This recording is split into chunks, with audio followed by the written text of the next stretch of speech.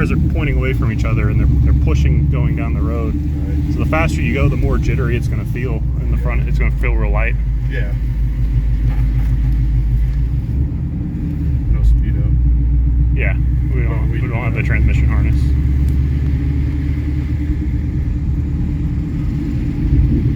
How the brakes feel? So about to find out. Gotta put them down a little bit. They're not terrible. Did you close your door all the way? Wrong way. We got a dome light on. So. Oh, okay. Map lights are on then. Okay.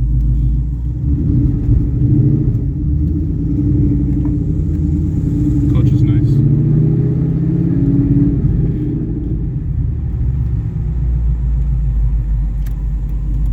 Brakes are a little spongy, but not terrible. Yeah. And they're new brakes, so.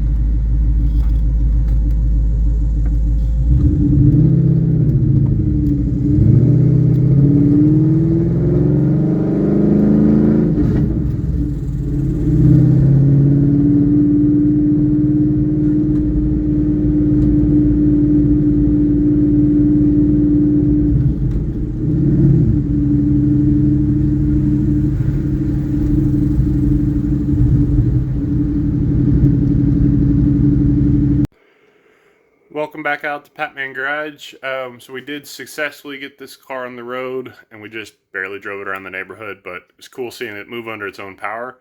We do need to do a at-home alignment since we have all new suspension, and we replaced the outer tie rods, and we just need to get this thing trued up a little bit so that it can drive down the road a little bit more efficiently instead of having the tires pushing way out.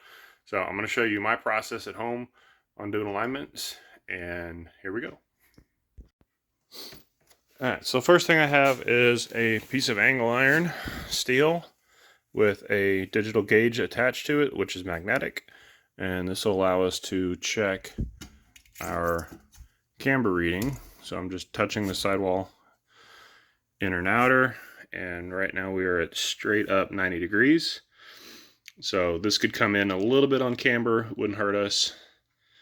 Have a little bit extra camber, but and granted, this gauge is mostly accurate, but you know, not quite as accurate as a car gauge alignment machine. So I don't want to jam it way in until I get a good reading, but just kind of giving me a ballpark there. And then on the driver's side, we have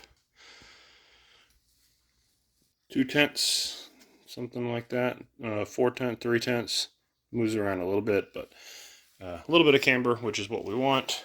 With the front end towed out as much as it is, it's also going to affect our camber a little bit as well, but you can see how much the tire is sticking out on the front there, and even more so on this side.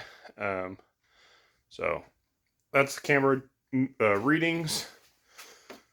Since we have the adjustable camber caster plates, we can move camber a little bit. Generally, you want a little bit more caster on the right side than the left side. Currently, we have that flipped, so I'm going to make a couple of adjustments. I'm going to move this guy back a little bit on the plates and in, and then we'll bring that guy a little bit forward and see what we look like. So this is with the top plates loosened up a little bit, then we can just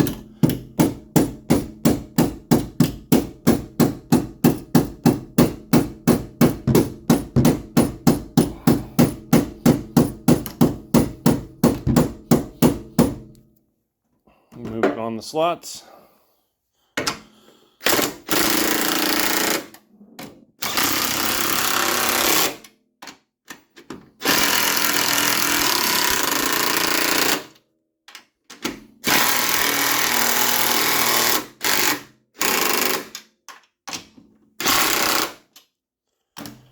Cool. So we got that some caster removed out of it, and I added a little bit of camber on the other side in the same fashion. So we'll get another reading on it underneath the car. All right, so we got the spring rod installed. Now it's really important that you use the chains to measure your height, because if you had this bar in here diagonally, either front to back or up and down diagonally, you're going to change your readings completely. So that helps you keep even side to side, and then when you move it to the back, it keeps you at the same position on the tire as well. So what we do is we come over here, and the bar will pivot too, which is nice, so you can see your readings a little bit easier. But this is a sliding gauge, so we're going to slide it until we're at 0, like that.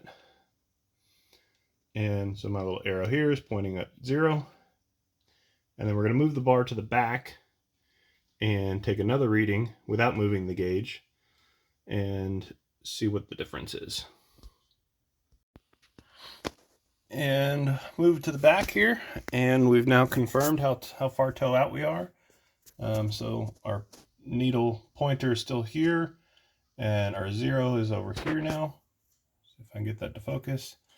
So what I need to do is figure out the distance between here, which is about 2 degrees or so, approximately. So you got 0, 1, and then there's about a whole nother space.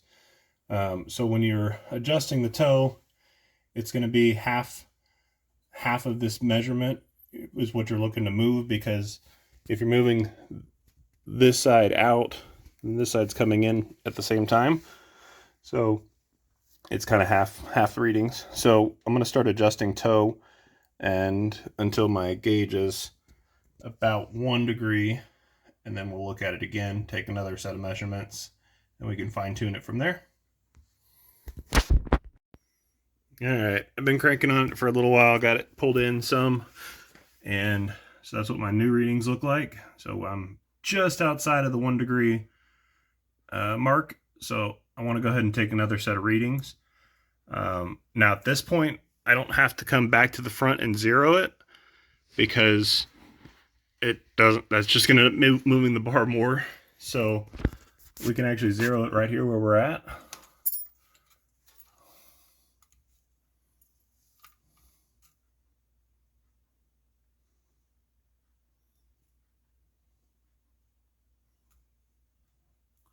And then we'll move it to the front, and hopefully we should be pretty close with our 0.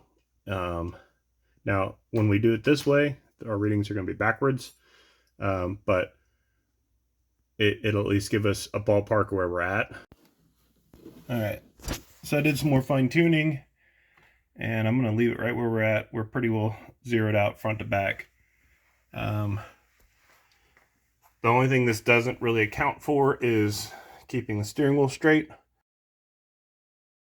So this doesn't account for keeping the steering wheel straight. I have the steering wheel locked in center, but it's possible to have readings where you end up where your steering is trapezoid instead of, or a parallelogram instead of square. So it's possible that the steering wheel will be slightly straight or slightly off center, but it shouldn't be any issue for wearing tires at the moment. And then we can fine tune it after that, or he can get it on a computerized alignment machine and really dial it in from there.